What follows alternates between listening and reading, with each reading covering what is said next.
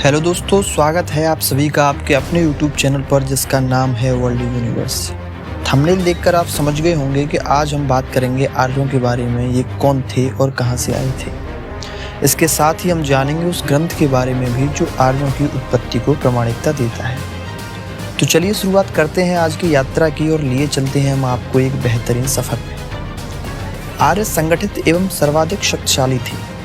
ये बहुत लंबे चौड़े तथा भूरे रंग के हुआ करते थे। वास्तव में आर्य एक लड़ाकू प्रजाति थी जो समूह में रहती थी। भारत में आर्यों का आगमन लगभग 1500 ईसा पूर्व में हुआ। यह समय सिंधु घाटी सभ्यता के विनाश का समय था। हालांकि आर्यों से संबंधित इतिहास अत्यंत वाद विवाद का विषय है, किंतु इसके कुछ प्रमाणिक सबूत भी। तो कई सौ ईसा पूर्व आर्य जाति अपने प्राचीन आवास में रहती थी जिसे वे आर्यवज्य कहते थे, जो भारत में स्थित है। आर्य तकरीबन 3500 साल पहले यहाँ आए थे। आगे चलकर आर्य यहाँ से दो शाखाओं में बंट गई।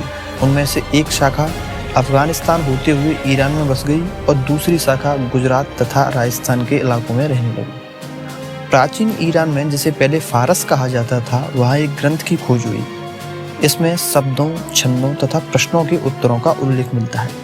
इस ग्रंथ के एक अध्याय में लिखा है कि देवता अपने संदेशवाहक जरथुस्त्र को शक्ति प्रदान करते हैं और वो शक्ति को लोगों में बांट देते हैं। ईरान में आज भी ऐसी मूर्तियां देखने को मिल जाती हैं। अरब के इतिहासकारों का मानना है कि वास्तव में इस ग्रंथ को 12,000 पशुओं की चर्म पर, यानी कि उनकी स्किन पर लिखा गया था। यह ग्रंथ कई भागों में लिखा गया। इसके बाद इसे 2 पुस्तकालयों में रख दिया गया था। लेकिन कुछ साल बाद सिकंदर का आक्रमण उस राज्य पर हुआ।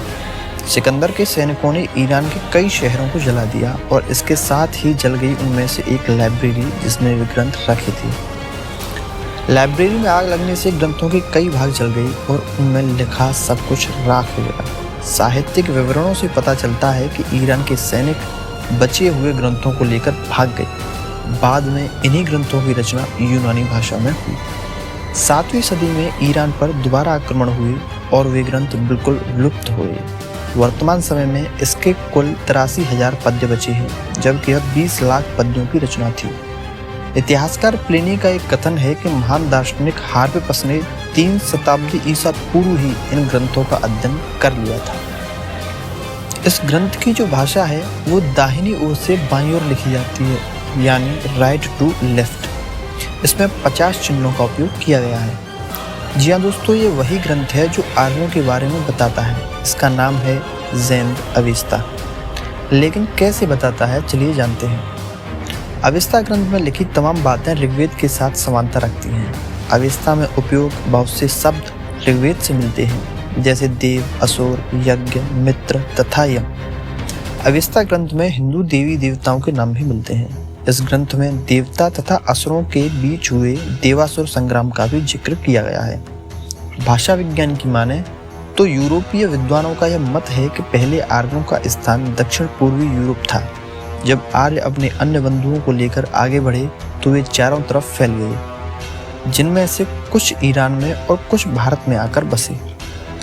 ज़ैंद अवेस्ता ग्रंथ की रचना लगभग 7000 ईसा पूर्व ही की गई, जबकि ऋग्वेद इससे कई शताब्दी पहले ही लिखा जा चुका था। अवेस्ता की भाषा के कई शब्द संस्कृत से लिए गए हैं और कई शब्द तो संस्कृत को तोड़कर बनाए गए हैं। इसीलिए इतिहासकार हीरेन ने कहा है कि अवेस्ता की ज़ैंद भाषा का जन्म संस्कृत से हुआ है। मैक्स मुलर ने आर्यों का मूल स्थान मध्य एशिया बताया। यह स्थान वही है जो यूरोप के दक्षिण पूर्वी तथा ईरान के उत्तरी हिस्से में है। मैक्स मुलर ने कहा कि यहाँ से आर्यों की 2 शाखाएं बनी, जिनमें से एक ईरान और दूसरी भारत की तरफ चली गई। तो अवेस्ता में आर्यों की चर्चा तथा ऋग्वेद में मिली जानकारी मैक्स मुलर के इस सिद्धांत को ज्यादा प्रमाणिकता देती है। आर्यों की उत्पत्ति को लेकर अवेस्ता ग्रंथ में लिखा है कि आर्य एक ताकतवर प्रजाति के रूप में मध्य एशिया में उभरे और चारों दिशाओं में फैल गई। वास्तव में मध्य एशियाई वह स्थान है जहां आर्यों का डीएनए सर्वाधिक, यानी लगभग 40% पाया जाता है। मध्य एशिया के बोझकोई नामक स्थान से लगभग 3500 साल पुराना एक अभिलेख मिला है, जिस पर इंद्र, मित्र, वरुण जैसे कई वैदिक देवताओं के नाम मिले हैं, जिससे इस बात की आधारशिला और मजबूत होती है कि मध्य एशिया से ही आर्य आए होंगे। आर्यों की उत्पत्ति पर कई विद्वानों ने अपने तर्क दिए हैं, किंतु मध्य एशिया को ज्यादा प्रामाणिकता मिली है। इसका कारण अवेस्ता में लिखी बात और मध्य एशिया में पाए गए अभिलेख हैं। आशा करता हूं दोस्तों आप ये समझ पाए होंगे कि आर्य कहां से आए और अवेस्ता ग्रंथ की सहायता से इस बात के पुख्ता सबूत कैसे मिले। वीडियो अच्छी लगी हो तो लाइक, शेयर, सब्सक्राइब करें और बेल आइकन दबाएं। आपके प्रश्नों तथा सुझावों का हम इंतजार करेंगे। आज के लिए बस इतना ही। मिलेंगे आपको नए सेशन में। तब तक के लिए good bye and thank you.